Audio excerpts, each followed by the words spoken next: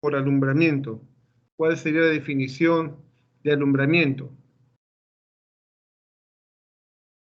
Pregunta para Pedro Almeida.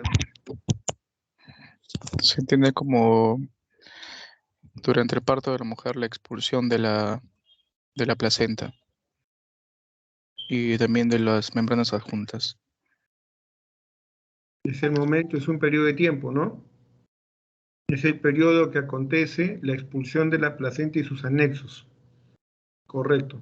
Entonces, esta etapa dentro del contexto del trabajo de parto, tipificado por Emanuel Friedman.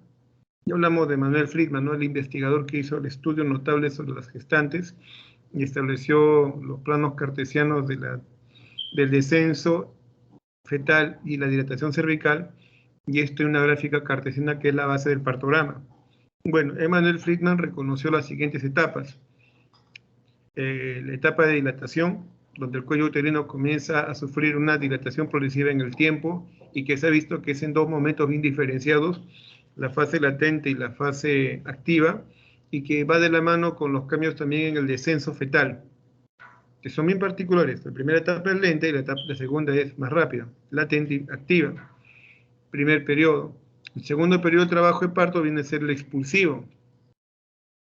Una vez que se llega a la dilatación de 10 centímetros, empieza el fenómeno de la salida progresiva del feto, de la pelvis materna. Este es un fenómeno bastante peculiar y de mucho cuidado, porque es aquí donde pueden ocurrir diversos eventos que van a llevar a distocia o estado de hipoxia aguda si es que no la prevemos o no tomamos las acciones concretas adecuadas. Y el tercer periodo de trabajo de parto, que es el alumbramiento. Una vez que se coprodujo la salida del feto, ahora viene la salida de la placenta, cordón umbilical, ¿sí? Y por ende ya un útero vacuo, el cual va a comenzar su proceso de recuperación puerperal. Pues ese es el alumbramiento. Pablo Hacho, pregunta para ti. El alumbramiento es un evento fisiológico. Es un evento fisiológico esperado en el contexto del trabajo de parto. Viene a ser el tercer periodo de trabajo de parto. Según la modalidad de alumbramiento,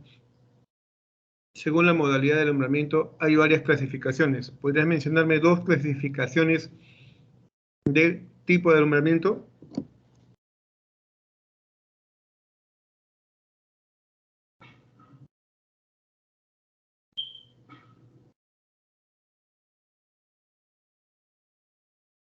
Vamos, Pedro.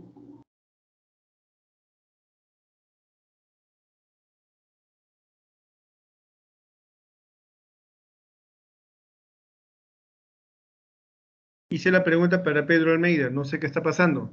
¿Está ahí presente? Sí, doctor, acá está. Sí, presente. Pensé que iba a responder a Acho. Bueno, conozco el alumbramiento tipo espontáneo, el dirigido y el manual. Bueno, según por su naturaleza, en todo caso, la clasificación por su naturaleza habla de un alumbramiento espontáneo, natural, aquel en el cual el organismo materno espontáneamente o de manera fisiológica desencadena los momentos en los cuales se va a producir la expulsión progresiva de la placenta.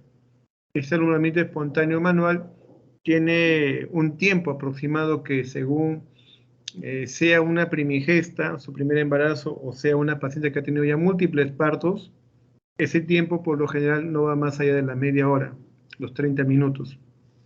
Y la otra forma, por su naturaleza, en este caso ya con la intervención de nosotros, es el alumbramiento dirigido, o también denominado manejo activo del alumbramiento, o el tercer periodo de trabajo de parto.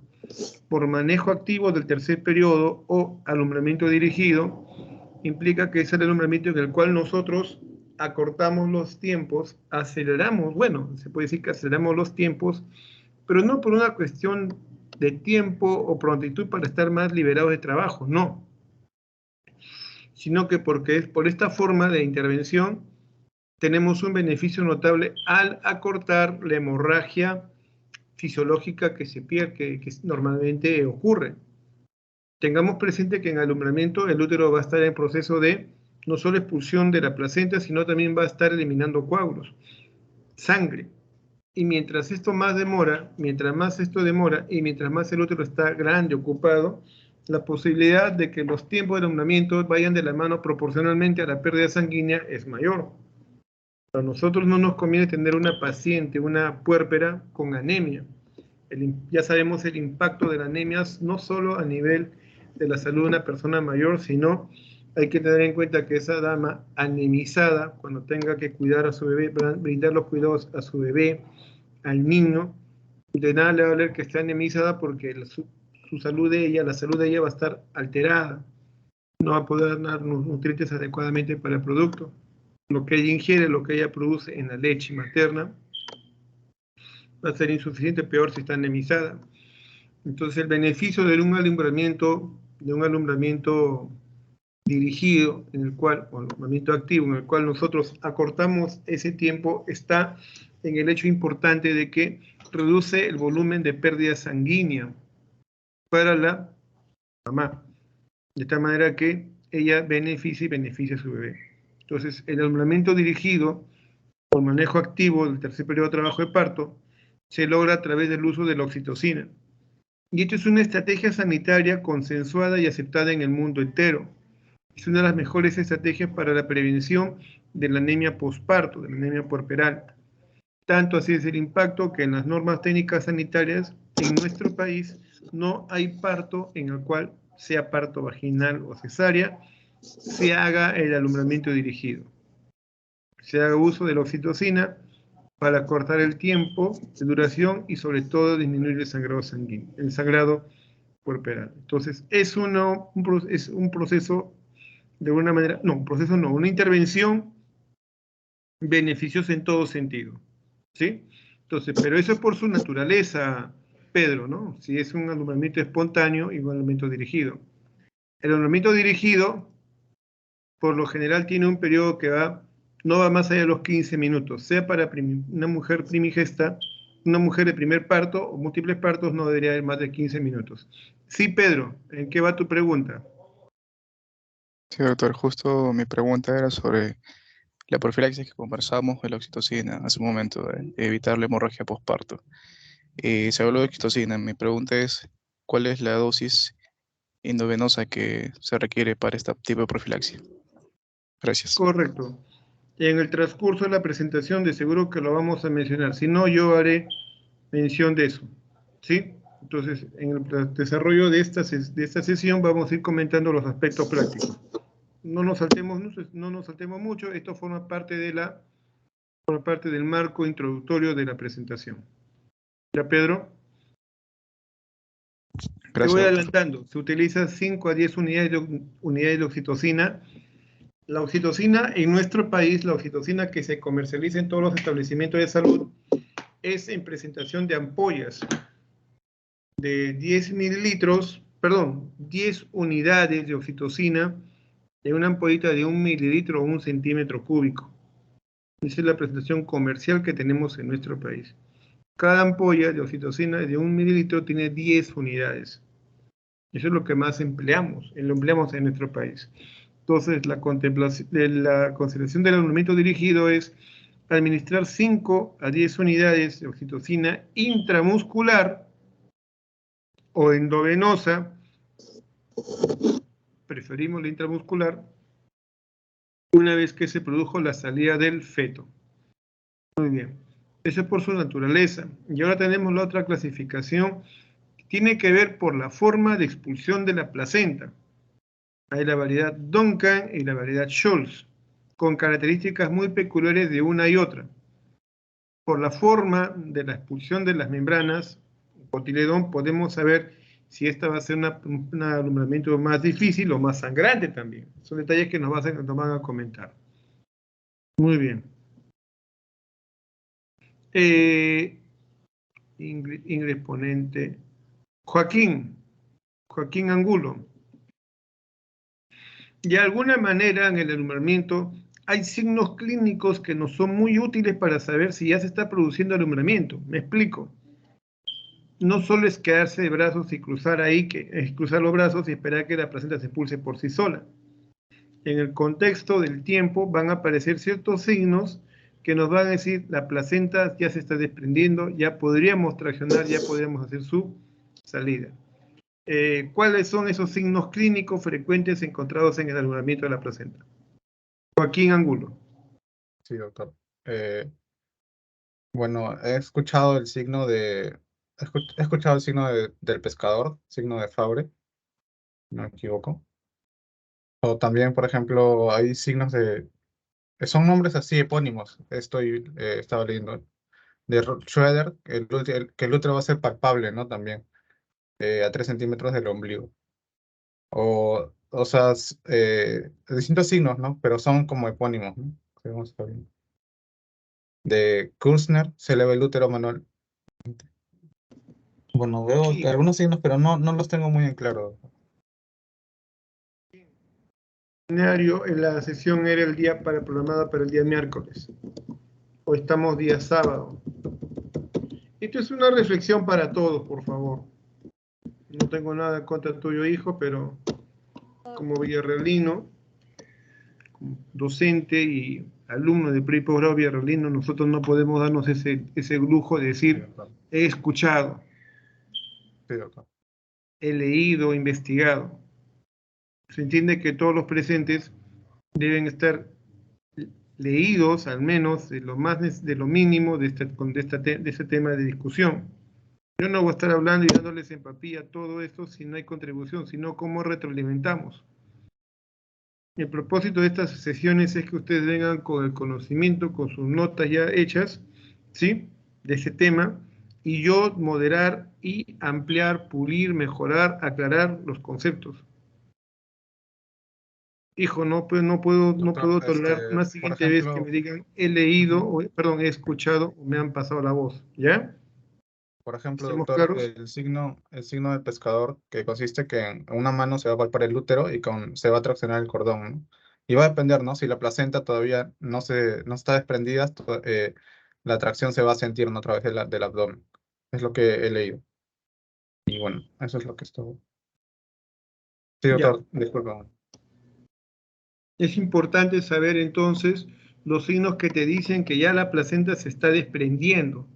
Es importantísimo, porque de esa manera acelera o facilita tu manejo, tu intervención activa.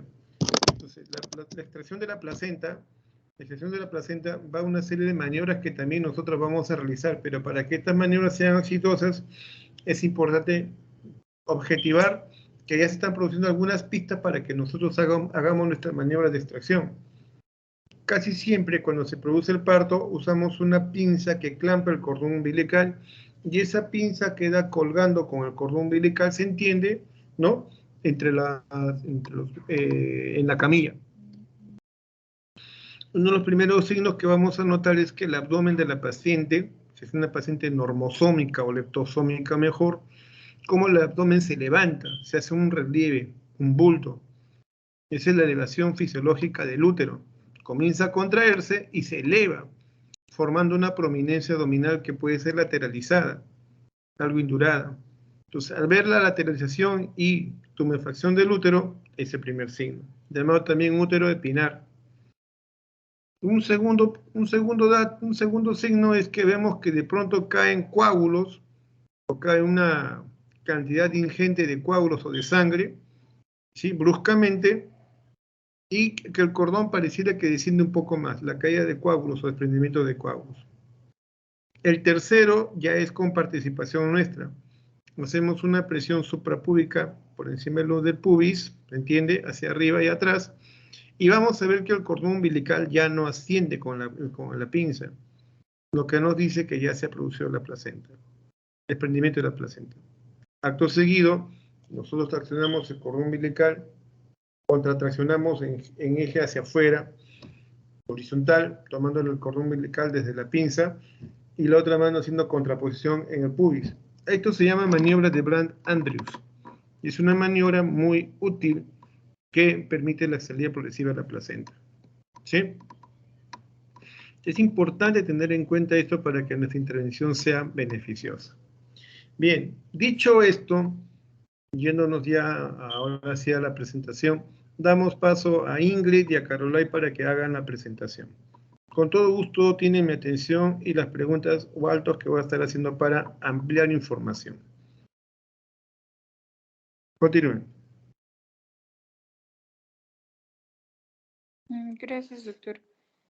Bueno, vamos a tratar de ser quizás un poco concisos también con la información para no extender tanto la sesión. En cuanto, como introducción, vamos a hablar acerca de qué es el alumbramiento. Bueno, como ya lo mencionaron, el alumbramiento es la tercera fase del parto, la cual comprende entre el fin de la fase del periodo expulsivo y hasta lo que sería la expulsión de la placenta y las membranas ovulares, ¿no? Dentro del alumbramiento es importante que nosotros podamos identificar y conocer cuáles son los objetivos que se tienen. Dentro de ello, pues, como ya se menciona, es la expulsión íntegra en sí de la placenta y las membranas ovulares, así como también, por ejemplo, el asegurar el bienestar materno, ¿no? Esto comprende no solo quizás en cuanto a la hemorragia que se pueda presentar en algún suceso, sino también en cuanto a la frecuencia respiratoria, en cuanto a la frecuencia cardíaca, la temperatura misma que se debe de encontrar dentro de los valores normales. Otro también bastante importante dentro de los objetivos es el prevenir la hemorragia, así como también el hecho de poder prevenir la retención placentaria, que es aquella que se puede producir si es que en caso se produce una extensión mayor al tiempo que se establece como tal para lo que es el alumbramiento, ¿no? Que comprende más o menos entre a lo máximo como que 30 minutos para poder darse. Y uno de los otros objetivos que también pude hallar es el hecho de poder prevenir las infecciones para la gestante. La siguiente, por favor. Correcto. Entonces prevenimos la hemorragia, prevenimos las infecciones también, porque al quedar las membranas o los anexos placentarios o haberse producido una salida incompleta, disociada de la placenta, los anexos que puedan quedar pueden ser causal de endometritis, dado que es un tejido que va a ir a la necrosis y pasto alimento para las bacterias. Y el otro, prevenir la retención placentaria. El hecho de que quede la placenta aumenta la morbilidad para más hemorragia. Y acá hay un detalle que entra a acotación. La retención placentaria puede estar en reflejo no solo de que la maniobra no ha sido adecuada, sino que podría haber una anomalía en la implantación de la placenta.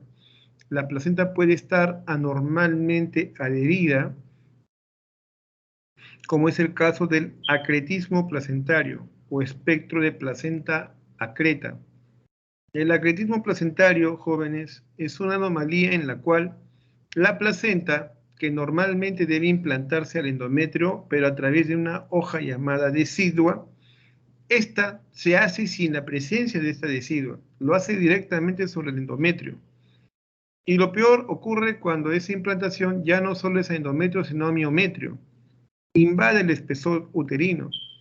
Y esta forma de invasión anómala hace que se pierda un plano de separación adecuado y que la placenta esté infiltrada y pegada. El tema no solo está en el hecho de que esté bien adherido, no hay un plano de clivaje, y cuando uno trata de hacer la extracción de la placenta, esta queda retenida, demora más, y al salir puede haber una hemorragia copiosa que puede poner en riesgo la vida materna. No solo la hemorragia, sino una laceración. Y si esa placenta tenía acretismo a todo el espesor de la pared serosa, lo cual se denomina percretismo, al momento de extraer la placenta podemos invertir, salir la placenta con el útero e invertirlo o perforar el útero. Entonces, esto ya se valora a través de los factores de riesgo porque el acretismo no aparece en cualquier mujer. Es un trastorno que se ve en mujeres que han sido sometidas a cesáreas, alegrados, multíparas, añosas, antecedentes de cirugías previas, se entiende, cesárea, y eso hay que tomar en cuenta. Muy bien, continúa, hija. Gracias, doctor. Bueno, dentro de la introducción también queríamos hablar acerca de la placenta, ¿no? La placenta, como ya sabemos, tiene una forma discoide, va a tener dos caras, la cara fetal o corial, que es la de la imagen del lado derecho, y la cara materna, que es aquella en la cual nosotros vamos a encontrar los cotiledones, ¿no? Dentro de esto, también otro de las características que tiene la placenta es de que va a tener entre 15 a 25 centímetros de diámetro, puede tener 3 centímetros de espesor y puede pesar entre los 500 a 600 gramos. En cuanto al cordón umbilical que puede emanar desde la placenta, vemos que esto tiene que tener 2 arterias y una vena, ¿no? La siguiente. Bueno, dentro de las etapas en sí de lo que sería el alumbramiento como tal, Discúlpeme, vamos... hija. Sí. Vuelvo a la anterior diapositiva. Hay cosas que podemos sacar acá de correlato. Es importante conocer la morfología general de la placenta. En efecto, es discoide generalmente. 20 por 25, 20 por 30, 25 por 30 con un espesor. Reconozcan la cara materna, que está en relación a los cotiledones, a lo que está implantado directamente el endometrio, y la cara fetal, donde está en relación a la bolsa amniótica, el cordón umbilical. Es importante ese reconocimiento. Quiero que vean aquí, en la gráfica se ve el cordón umbilical cómo llega al medio de la placenta. Es una implantación central. En la otra gráfica, donde se muestra la placenta de su cara materna, se ve cómo el cordón umbilical llega al extremo, inserción discoide, inserción periférica o raquetoide. Aquí puede haber anomalías según la inserción del cordón umbilical. Hay una forma patológica grave en la cual el cordón umbilical, antes de llegar a la placenta, se disgrega en sus 3 vasos, cada uno por separado, y cuando se produce la rotura de bolsas, se puede romper uno de esos vasos y entrar en una hemorragia masiva, fetal. A eso se le conoce como vasa previa. El otro, por ejemplo, tiene que ver con anomalías de la placenta en su implantación cuando esta ocurre en la vecindad del cuello uterino, placenta previa. A eso se lo denomina placenta previa. Y tanto placenta previa como vasa previa causan hemorragia en la segunda mitad del embarazo. Es normal que un cordón umbilical tenga 2. Pregunta para Úrsula Avilés, recordando un poco de embriología. ¿El cordón umbilical fetal está formado por 2 venas, una arteria, o 2 arterias, una vena? Úrsula Avilés.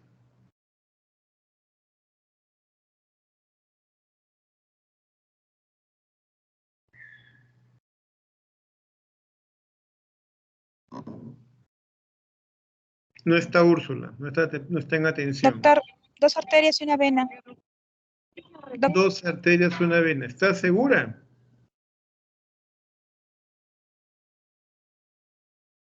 No, doctor, 2 venas y una arteria, disculpe. ¿Estás segura? Viene la confusión. Ya. Y eso parte de este hecho, ¿no? Miren, jóvenes, estamos acostumbrados a entender en la fisiología, en la anatomía, que siempre a una arteria le acompañan 2 venas. En caso particular, Úrsula, disculpa haberte hecho dudar, es 2 arterias y una vena umbilical. 2 arterias y una vena umbilical. ¿Sí? Hay anomalías estructurales donde solo hay una vena, una arteria. Y claro, uno dice, pues está bien, ¿no? Con tal que le llegue sangre y te extraigan sangre. No, son anomalías estructurales que van a llevarle a problemas cardíacos, fetales. Y son problemas graves. Eso hay que tenerlo presente, ¿ya? Muy bien, continúa, hija.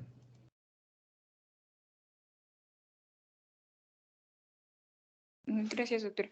Bueno, dentro de lo que es digamos, la etapa del alumbramiento, vamos a ver que se van a dividir en 4 etapas.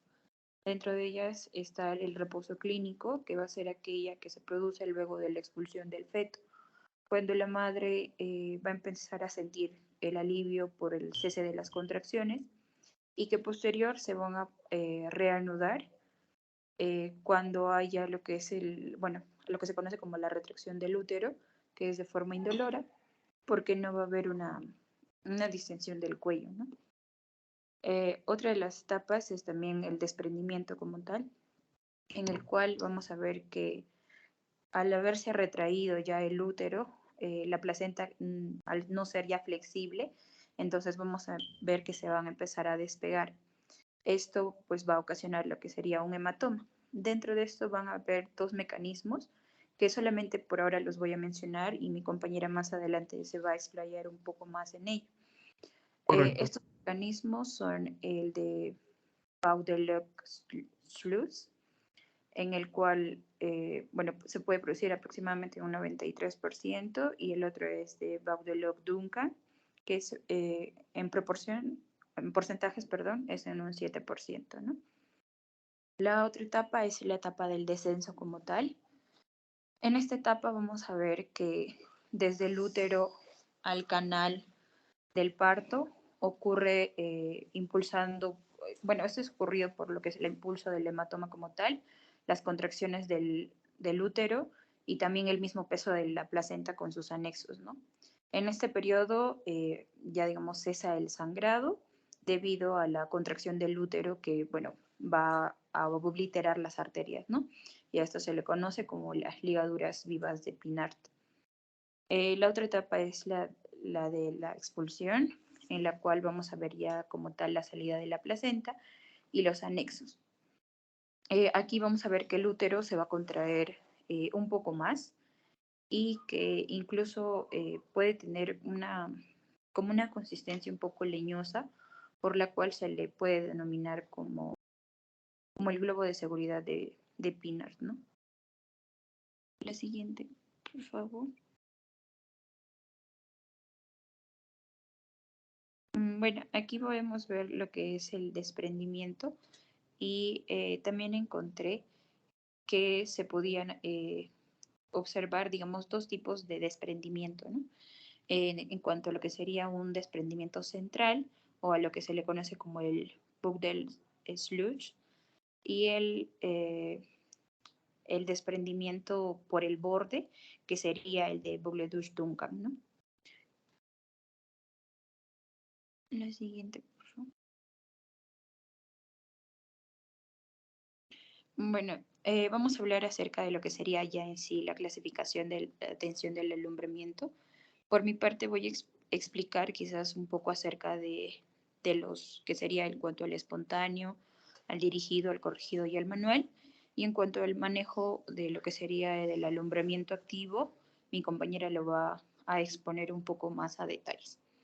En cuanto a lo que sería el espontáneo como tal, bueno, es el que, la siguiente, por favor. Vamos a ver, ay, no está la diapositiva. Bueno, pero el espontáneo como tal es el que el doctor ya al inicio mencionó, que es el que se da de forma muy natural, ¿no?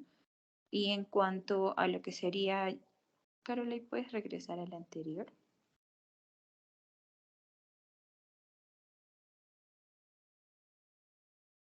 Ya. Y en cuanto al dirigido, encontré que en cuanto al corregido, perdón, había una maniobra, que es la maniobra, la siguiente, Caro. La maniobra de Credé. En esta maniobra, básicamente con lo que consiste es en poder colocar la mano, como se puede observar, en la parte superior del útero, que sería más o menos lo que sería el fondo uterino, y poder apretarlo con la fuerza entre el pulgar y los otros dedos. Esto es con el fin de poder ayudar en cuanto a la separación de la placenta y para que ésta pueda ser expulsada, ¿no? La siguiente, por favor. También hay lo que sería la maniobra de Freund. En esta maniobra, básicamente lo que se hace es retener la placenta con una mano y con la otra poder realizar movimientos suaves del borde superior del pubis hacia adentro del cuerpo uterino, ¿no? Para poder también, digamos, poder apoyar en lo que sería la expulsión. A esta maniobra también se le conoce como el masaje suprapúbico y su objetivo netamente es como que acelerar el desprendimiento para la expulsión de lo que sería la placenta. La siguiente. En cuanto a lo que sería, digamos, el alumbramiento manual, ahí mencionan que la extracción va a ser netamente con el apoyo de los dedos para poder, a través de lo que sería como una presión, para poder expulsar lo que sería la placenta.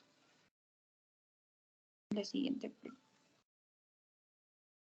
Y ahora Carola iba a continuar, doctor, con más detalles sobre el alumbramiento.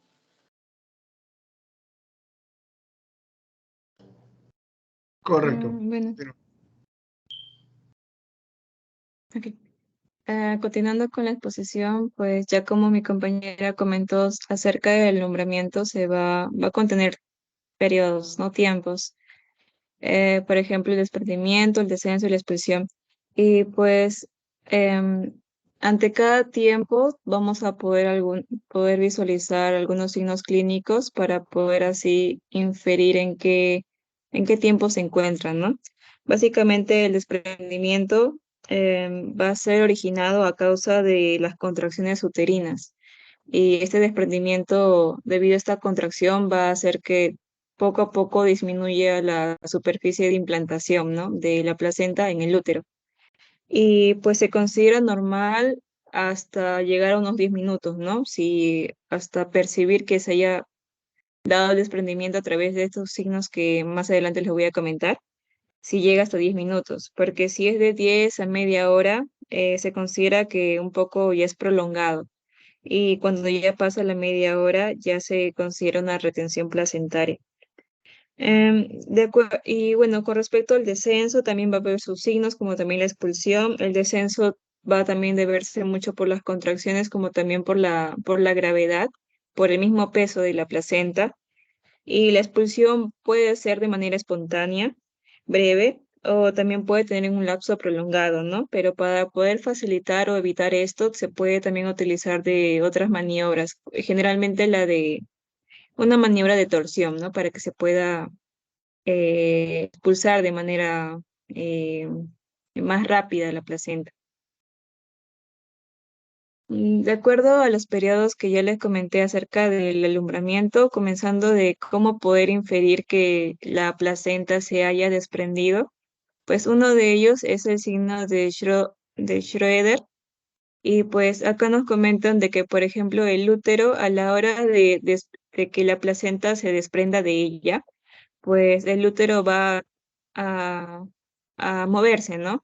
En este caso, primero va a ascenderse, va a estar encima del ombligo y luego va a tender a lateralizarse hacia el lado derecho. ¿Por qué? Porque el ligamento redondo de este lado va a ser el más corto. Especialmente vamos a ver este signo cuando estamos hablando de la modalidad de Schultz, por el cual también es el más frecuente, ¿no? Porque en algunos casos no se va a poder encontrar este signo y se puede asociar con la otra modalidad de Duncan. Em, el otro signo también de que nos inducen de que estamos en una etapa de desprendimiento de la placenta es por la pérdida hemática, ¿no? Si se da ya sea antes de verla, por ejemplo, hay dos modalidades que les comentaba. El de Schultz se caracteriza básicamente por la inserción de la placenta, ¿no? El de Schultz es en la parte superior y pues poco a poco la placenta se va desprendiendo desde la parte central. Y pues cuando se va, esto debido a las contracciones uterinas y también de que se va también formando acá los hematomas retroplacentarios y como nos podemos dar cuenta en la imagen, pues esta es la cara fetal por el cordón umbilical y cuando a la hora de descender la placenta, lo primero que se va a poder ver es la parte de la cara fetal, ¿no? Donde se encuentra el cordón umbilical. Y después de haber, sí, después de la expulsión de la placenta, pues también va a haber una pérdida de sangre. Pero primero se va a dar la expulsión y luego se va a dar esta caída de estos hematomas, ¿no? Originando esta expulsión de sangre. En cambio, cuando hablamos de la modalidad de Duncan, pues el de Duncan se va a caracterizar porque la placenta va a estar insertada en un borde inferior lateral a comparación de la de Schultz. Y pues ya ante una contracción, lo primero que se va a desprender es generalmente también el borde inferior. Y acá también, o sea, una vez que se va desprendiendo, también va originando como que la salida de sangre. Es por eso que el de Duncan, generalmente la pérdida hemática va a ser desde el comienzo. Y en cambio el de Schultz es cuando, luego después de la expulsión de la placenta. No sé, es la pérdida hemática como que también nos ayuda a deducir qué tipo en qué zona está insertada la placenta, ¿no? Con respecto al útero. El segundo periodo era el descenso, ¿no? Después del desprendimiento, va a caer la placenta. Y para mm, poder inferir que estamos en esta etapa, sería el signo de Alfeld o también el signo de la pinza. Vamos a usar una pinza de Kocher en el cual se va a encontrar en el cordón umbilical a nivel de la vulva, ¿no? Y pues una vez que ya se desprende, pues por ende también la placenta cae y desciende. Y lo vamos a notar que ha descendido porque una vez que está en la parte de la vulva, en el periné, pues entonces llega a descender aproximadamente unos 10 centímetros. Y nos vamos a dar cuenta, ¿no? De que hay una gran distancia del periné con respecto a la pinza. Y esto quiere decir de que ya ha descendido de la placenta. Previamente también ya se ha desprendido. Otro signo sería el signo de Kostner, en el cual pues se llega a, bueno, con una de las manos va a estar sosteniendo la placenta, ¿no? Y la otra mano pues va a originar como que va a desplazar al útero hacia arriba, va a tratar de desplazarlo hacia arriba, ascenderlo, y pues este movimiento como que lo está ascendiendo al útero, también va a ser percibido con la otra mano en el cordón umbilical, un movimiento, ¿no?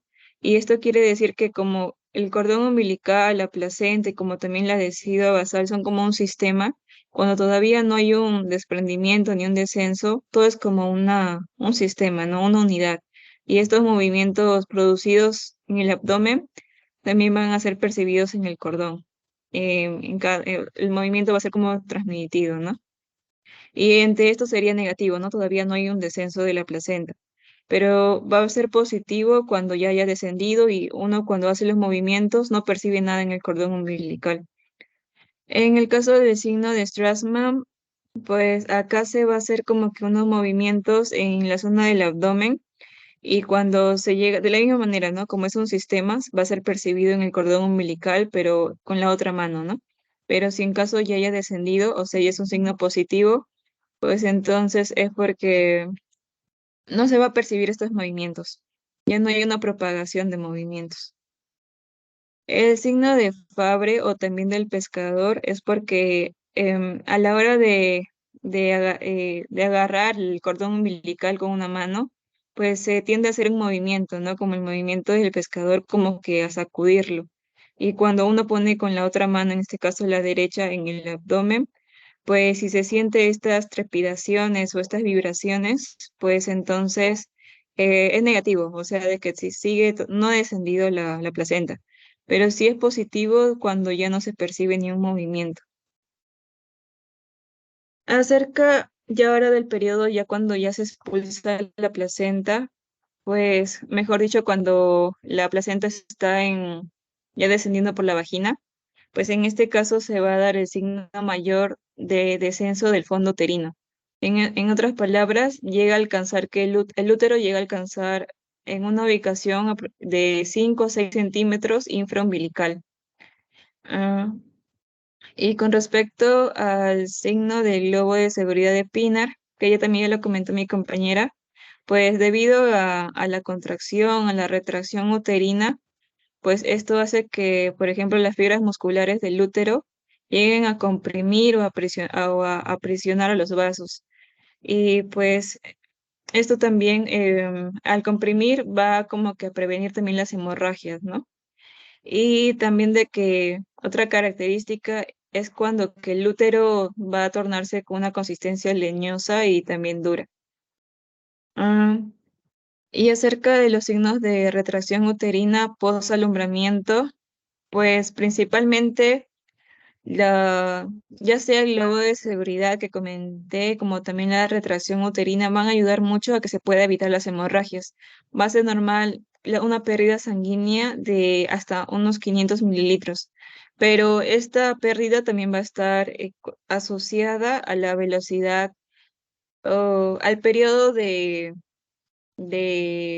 alumbramiento en sí, porque si demora más en expulsarse la placenta, pues entonces va a haber mayor riesgo de una posible hemorragia.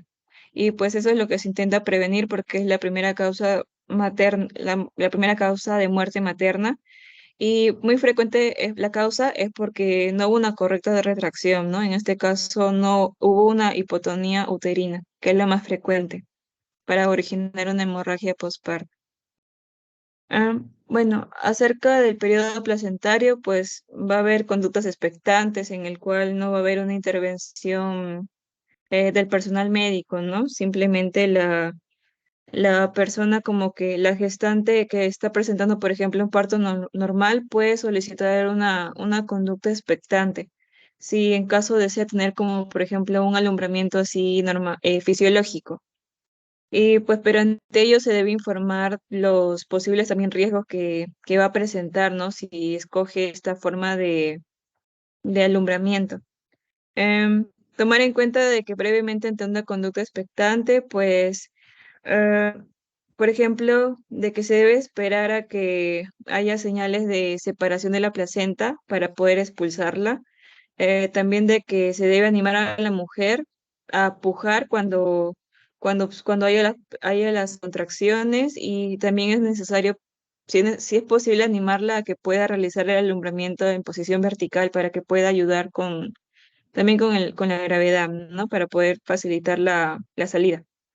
Y también de que también no se recomienda, en este caso, en la conducta expectante, no se va a recomendar una tracción controlada del cordón. Si hay ausencia o si no se le da los fármacos uterotónicos o no se puede realizar la tracción si previamente no hubo estas señales de desaparición de la placenta que ya les comenté, ¿no? Ahora yéndonos acerca del manejo activo, el alumbramiento dirigido, pues va a constar de procesos. Uno de ellos sería el alumbramiento natural corregido. Bueno, acá hablamos sobre la maniobra de Credé, que principalmente nos va a ayudar a mejorar, a facilitar el alumbramiento. Como podemos ver en la imagen, pues la mano va a tornar a rodear el útero, ¿no? El pulgar hacia la parte anterior del útero y los otros dedos, la palma, en la parte posterior del útero. Y se va a ejercer una presión, pero en dirección hacia, hacia la abertura vaginal, para poder así facilitar el alumbramiento, ¿no? Am, También se va a poder realizar otras dos obras que ya comentó mi compañera sobre Dublín y de Freud. Del Dublín es cuando una vez que se expulsa la placenta se pretende cogerlo con las dos manos, ¿no? Sostenerlo con las manos. Y pues luego de la expulsión de la placenta, pues luego se debe expulsar las membranas. Y para facilitar o para evitar que, por ejemplo, hay una rotura de las membranas o se quede ahí algunos restos, pues se recomienda hacer esta maniobra de torsión, ¿no? Para poder facilitarlo. Ya la salida de las membranas, porque ya previamente ya había salido la placenta. Y también la maniobra de Freud, que pues hacía una presión, ¿no? A nivel del nivel suprapúbico y pues eso también ayudaba mucho en el desprendimiento de las membranas. Acerca del alumbramiento dirigido, pues tiene muchas ventajas.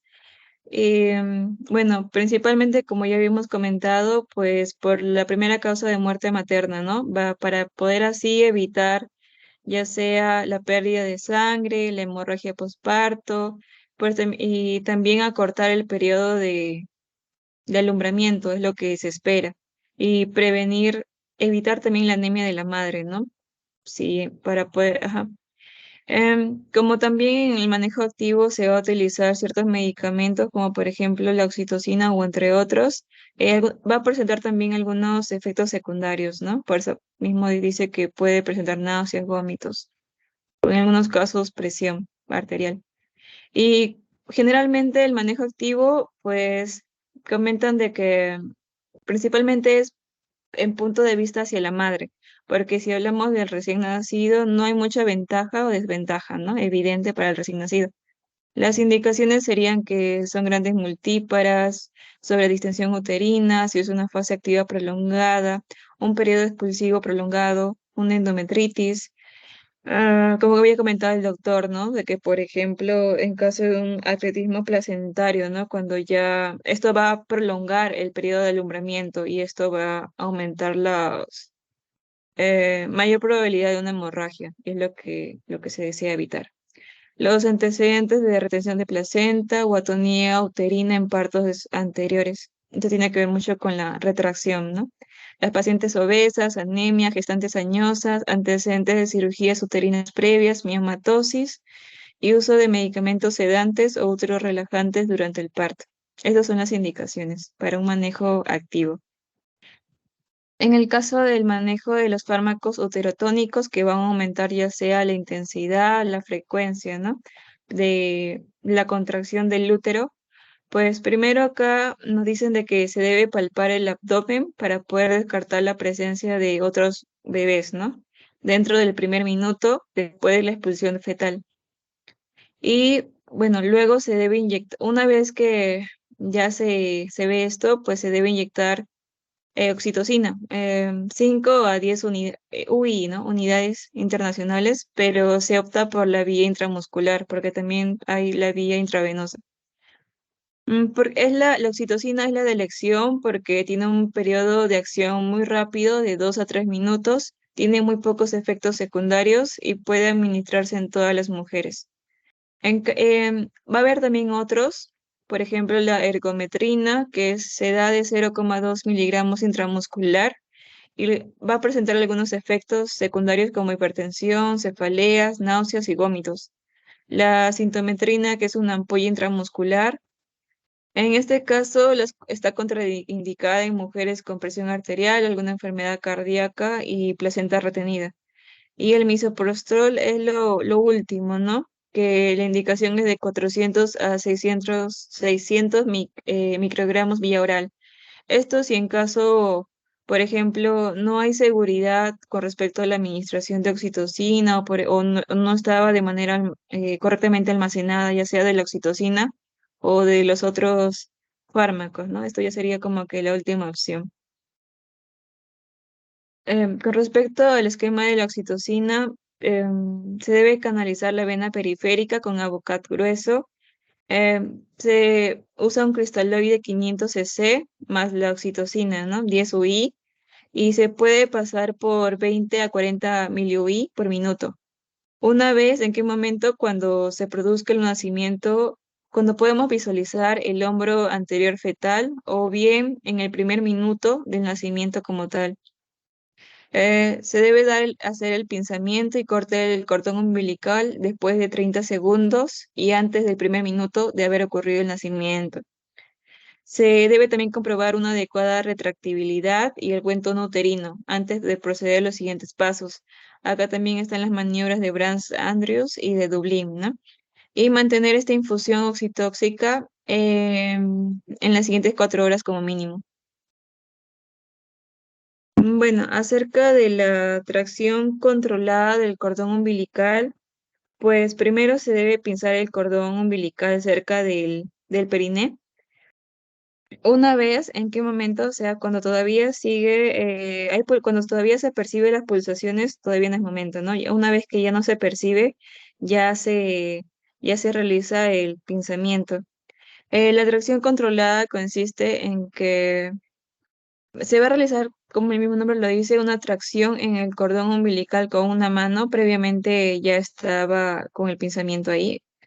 Y con la otra mano se va a realizar una contratracción sobre el útero.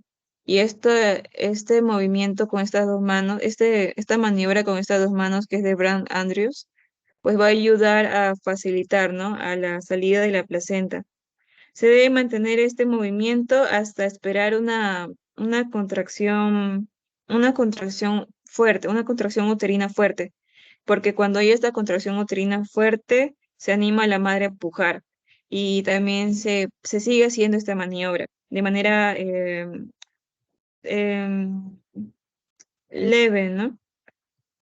Y pues si en caso la placenta no llega a descender o no es expulsada en los 30, 40 segundos de esta tracción controlada del cordón umbilical, entonces ya no hay que continuar traccionando.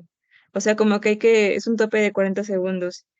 Y se debe sostener entonces, seguir sosteniendo el cordón y esperar otra vez de que haya una contracción fuerte, para que cuando haya la contracción fuerte, otra vez realizar la maniobra de Andrews.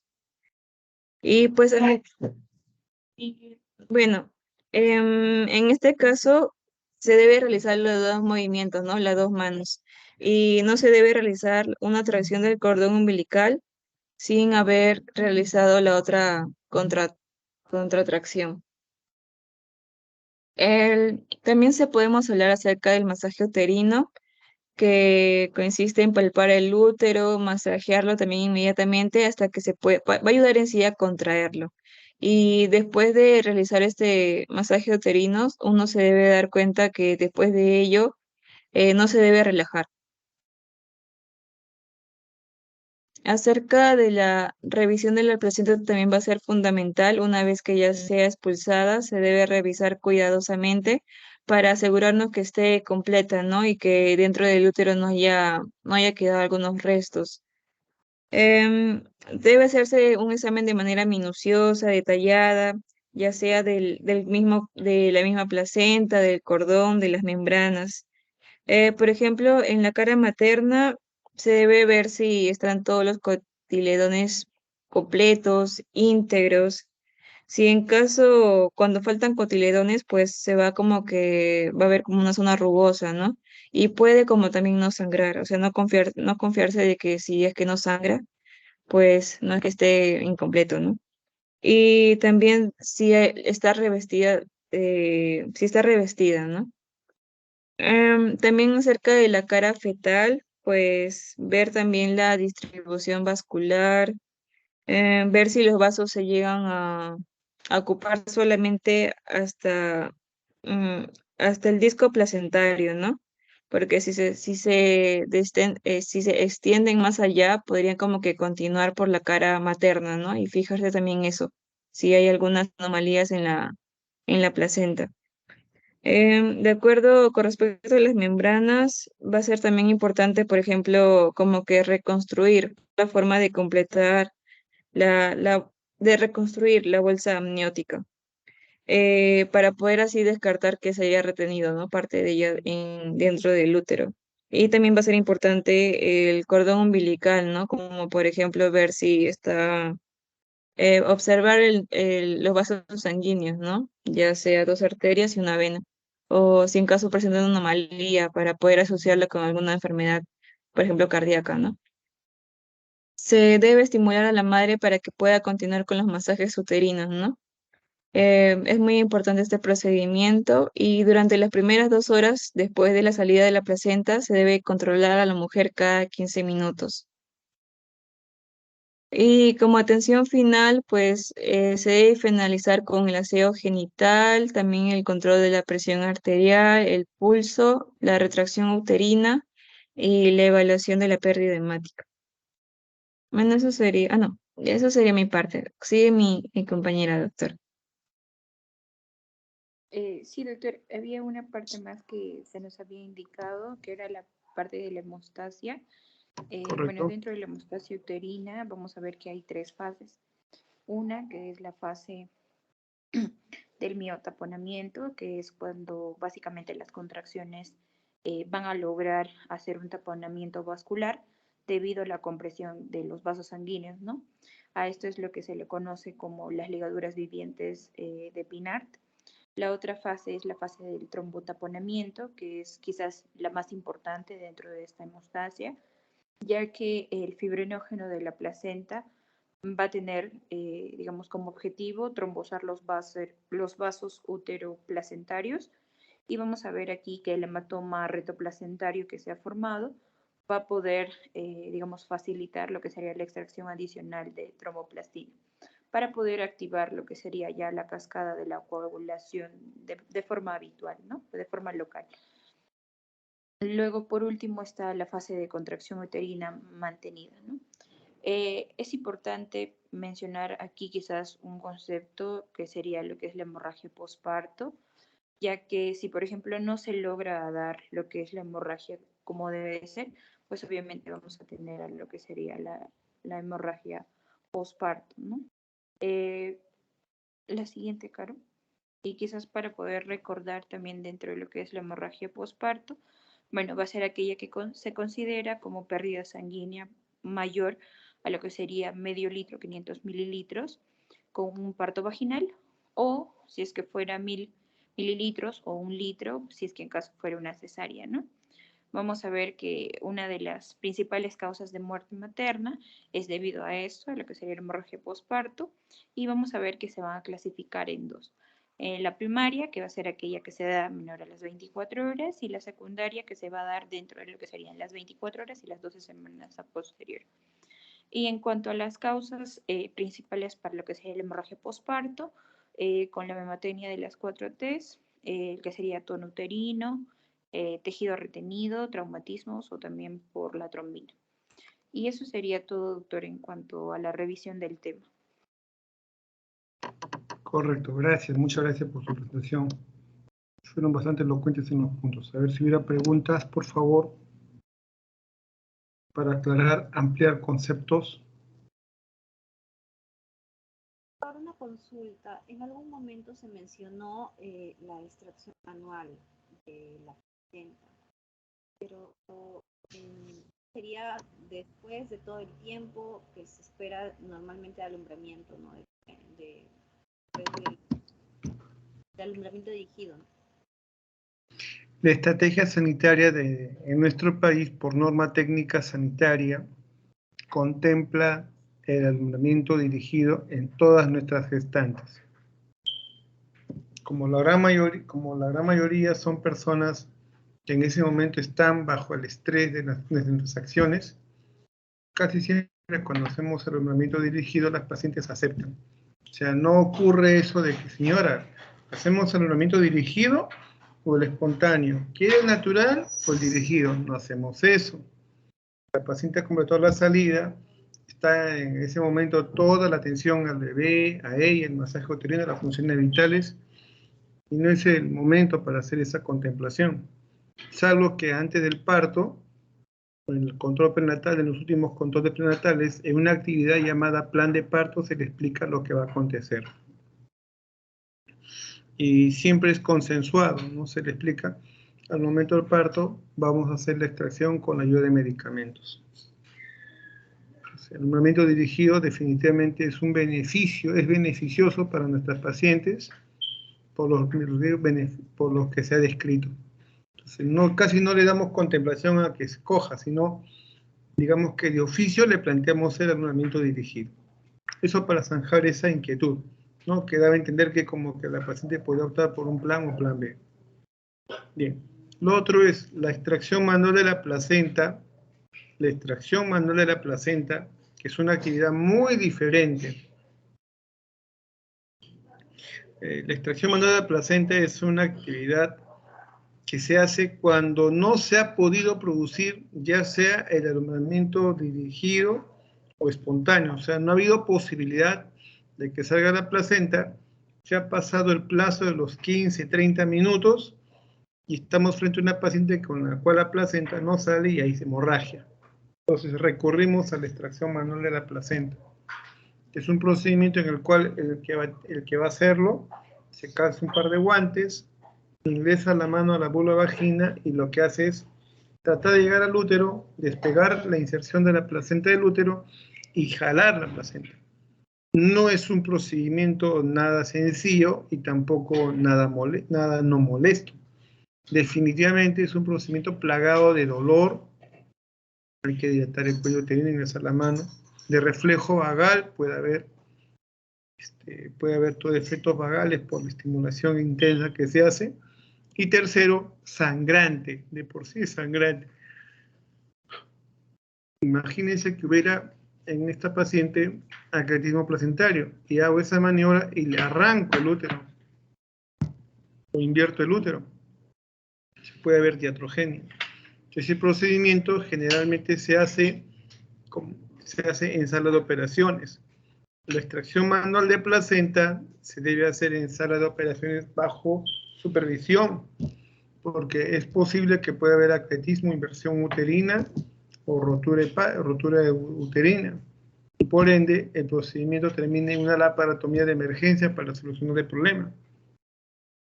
Hace unos años fue bien mencionado el caso de una paciente que tuvo su parto aquí en Lima por la red de San Juan de Lurigancho, y que ni bien demoró la placenta, el médico de atención primaria, el médico general, esa guardia,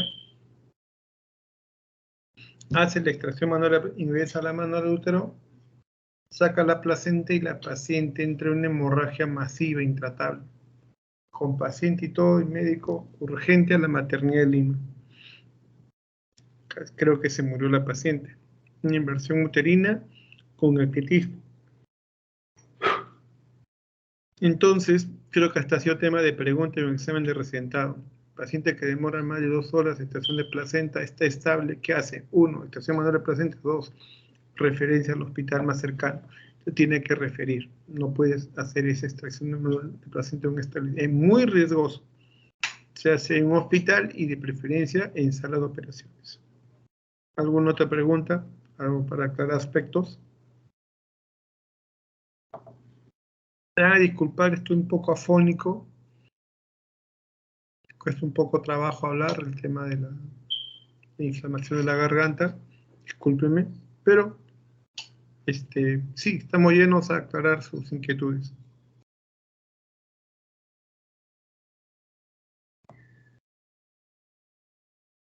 Es importante la revisión placentaria. Me explico.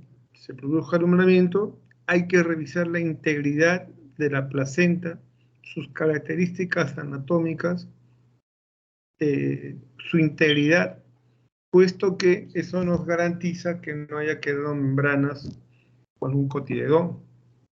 Podemos toparnos con problemas bien serios si es que hubiera quedado buena parte de la placenta adentro y obviamente la paciente al alta, a los 2-3 días viene la emergencia porque sangra y sangra, y casos penosos, ¿no? El doctor es sangrado y me cayó este pedazo de tejido, traen una bolsa un poco de la placenta. Y obviamente negligencia médica, me han atendido mal, ¿quién me atendió? Un practicante, yo lo voy a denunciar. Entonces puede pasar eso si no tenemos una adecuada revisión de los anexos placentarios. Tenemos que ser bien cautos al revisar la placenta. Bien, jóvenes, 20 para las 10 de la noche. Vale la pena tener este conversatorio. Nos vemos hasta una siguiente oportunidad. Muchas gracias a los ponentes.